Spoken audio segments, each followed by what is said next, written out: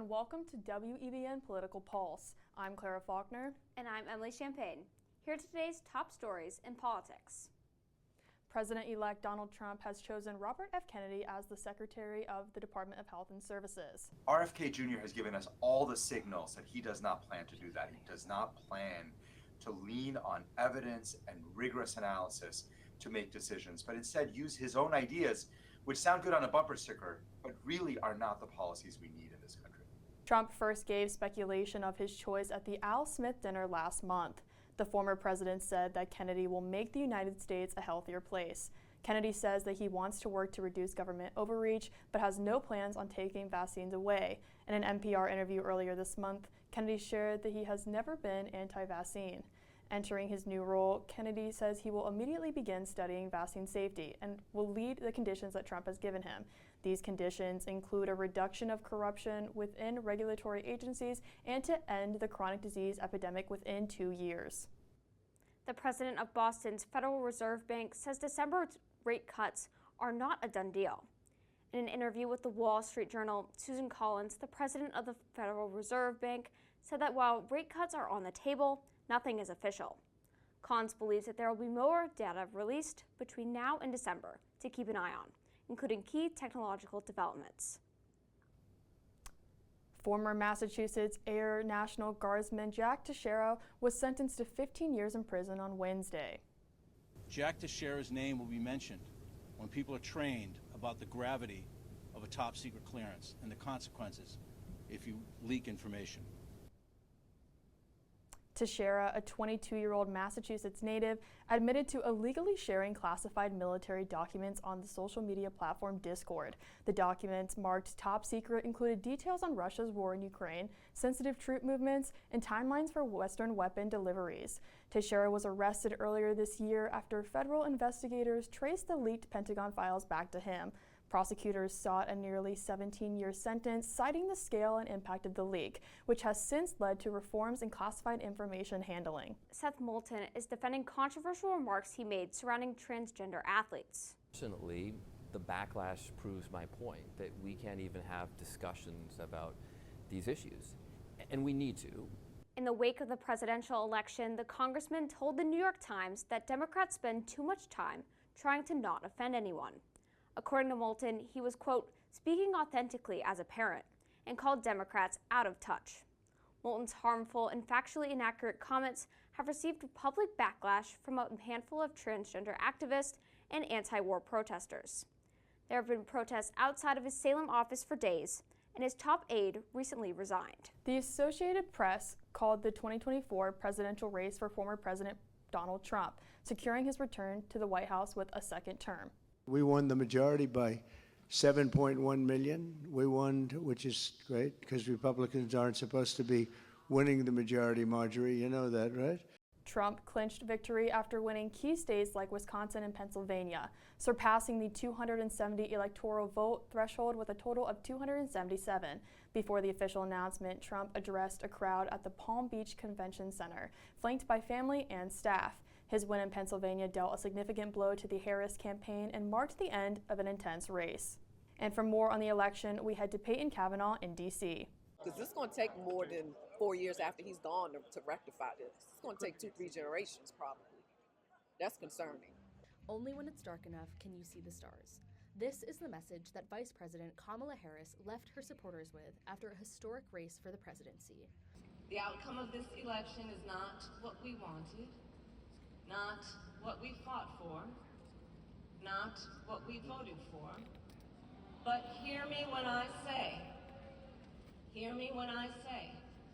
the light of America's promise will always burn bright.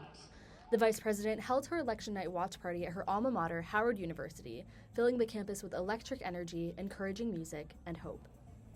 As results trickled in and the election was called in favor of former President Donald Trump, Harris supporters felt discouraged but ready to act. Cynthia is from Washington, D.C., and spoke about the things she is most concerned about as the Trump administration regains control in the next year. I am a product of the civil rights era of the 60s, so I benefited from, qualified for everything I selected to do, but I benefited from affirmative action. I had reproductive rights. I could vote. So the fact that all of that is in jeopardy and is in the process of being taken away concerns me for me and the next generation.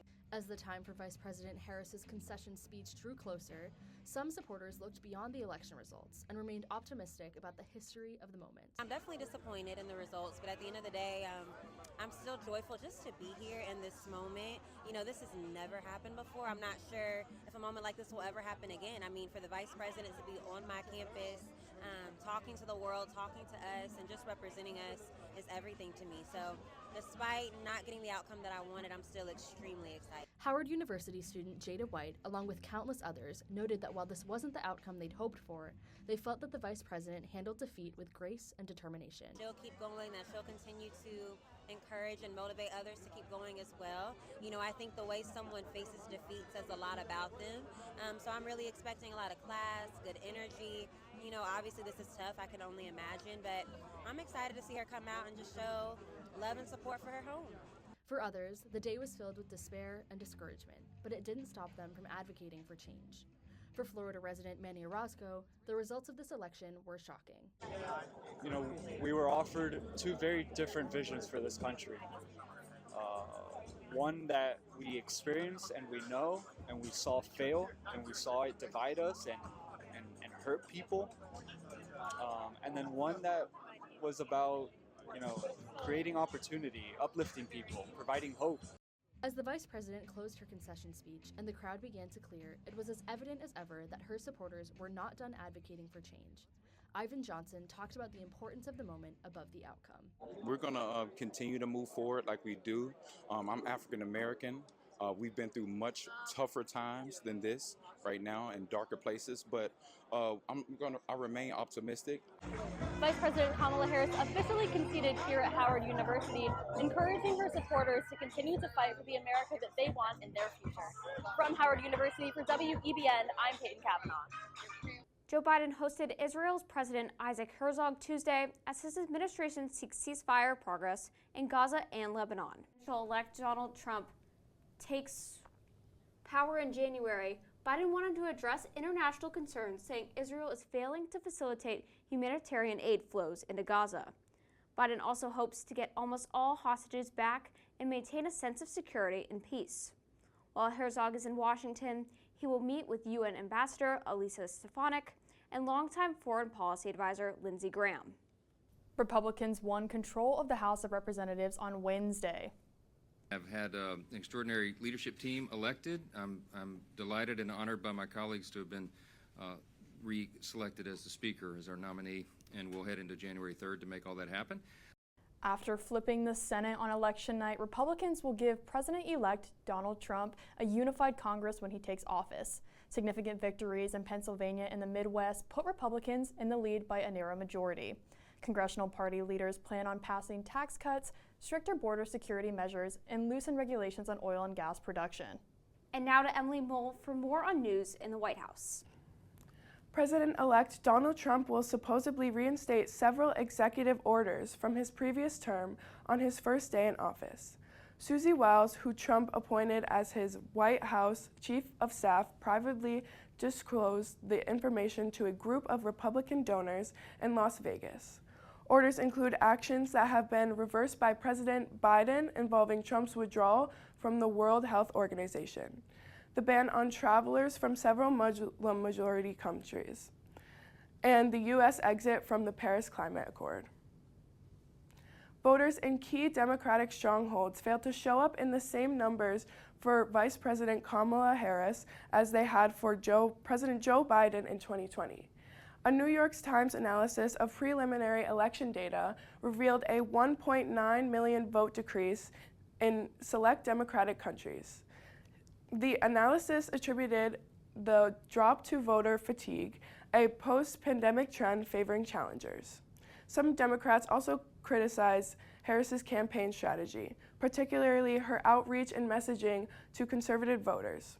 That's all I have for White House news. Back to you at the desk.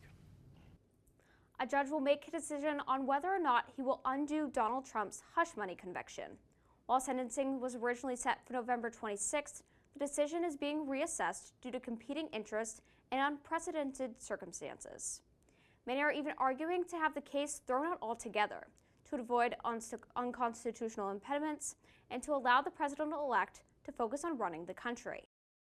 President Biden will meet Xi Jinping on the sidelines of the APEC summit in Peru this Saturday, just 2 months before Donald Trump takes office again. White House advisor Jake Sullivan says the discussion will focus on maintaining stability during this transition period. Biden plans to address China's indirect support for Russia in the Ukraine war, cybersecurity issues, and the flow of fentanyl-related chemicals from China. He may also discuss an ongoing U.S. investigation into alleged Chinese hacking targeting Trump and his team. This will be Biden and Xi's third face-to-face meeting. Both countries are preparing for possible policy shifts under the upcoming Trump administration. Donald Trump's election victory has sparked a sense of dismay among climate communities. During his campaign, the 78-year-old has called the climate crisis one of the great scams, pledging to ramp up fossil fuel productions and getting rid of Joe Biden's emission-limiting regulations when he takes office. According to many architects on the Paris Agreement, a 2015 mission to reduce greenhouse gas emissions, they see his win as a major setback for global climate action. Many economists, including Lawrence Turbiana, hopes that the agreement can prove resilient and stand against Trump's policies. African leaders are expressing optimism about deeper ties with a second Trump administration, but experts caution that Africa may remain a low priority. Former U.S. Envoy J. Peter Pham suggests the possibility of mutually beneficial deals, such as renewing the African Growth and Opportunity AC. But concerns over compliance with U.S. policies remain after accusations against South Africa of aiding Russia. Critics fear that Trump's leadership style, which often favors transactional deals, may lead to cuts in vital U.S. aid for reproductive health programs that support millions of girls and women across Africa. Charles Ray of the Foreign Policy Research Institute adds that while Biden spoke of Africa as a key partner, Trump's focus on the continent is likely to be minimal and driven by personal interests. Dutch authorities are implementing security measures following a wave of anti-Semitic violence in Amsterdam. The unrest started at a European League soccer game between Dutch and Israeli teams. Following the match, supporters of the Israeli team were beaten and injured. 63 individuals have been arrested so far. On Friday, Dutch authorities announced a 3-day ban on demonstrations, ban on face coverings, and the carrying of objects has also been announced. Israel has confirmed that Israeli Prime Minister Benjamin Netanyahu authorized the deadly pager attacks in Lebanon and Syria this September. The attacks left 40 dead and 3,000 wounded. Netanyahu said the attacks were carried out despite opposition from senior officials in the defense establishment. This confirmation comes just days after Netanyahu fired Israel Defense Minister Yoav Gallant. Russian forces have suffered a second day of record losses as they attempt to expel the Ukrainian military from the border region of Kursk. According to the Ukrainian President, Volodymyr Zelensky, Russia suffered almost 2,000 casualties on Monday. This is the highest number of Russian losses since the invasion into Ukraine began in 2022. The Ukrainian incursion is also the largest in Russian territory since World War II. That's all I have for international news. Back to you at the desk. Vladimir Putin has broken his silence regarding Donald Trump's decisive victory last week. The Russian leader commented that he has been impressed by Trump's campaign so far. He also called the presidential-elect courageous when he returned to Butler, Pennsylvania after an attempted assassination. However, Trump's win has raised tensions in the nation of Ukraine, where North Korean-backed Moscow forces have made swift advances. And certain sweets are going for high prices these days. A 77-year-old slice of cake from the late Queen Elizabeth II's 500-pound wedding cake sold for nearly $2,800. The slice of cake was found under the bed of Marion Polson, a housekeeper and friend of Elizabeth. Apparently, it was given to her as a gift, where she packaged it with Princess Elizabeth's signature silver insignia and a printed letter written by the princess herself. The cake was purchased over the phone by a Chinese fan. Well, that's all we have for you today. Thank you for watching WEBN Political Pulse. I'm Clara Faulkner. And I'm Emily Champagne. We'll see you next time.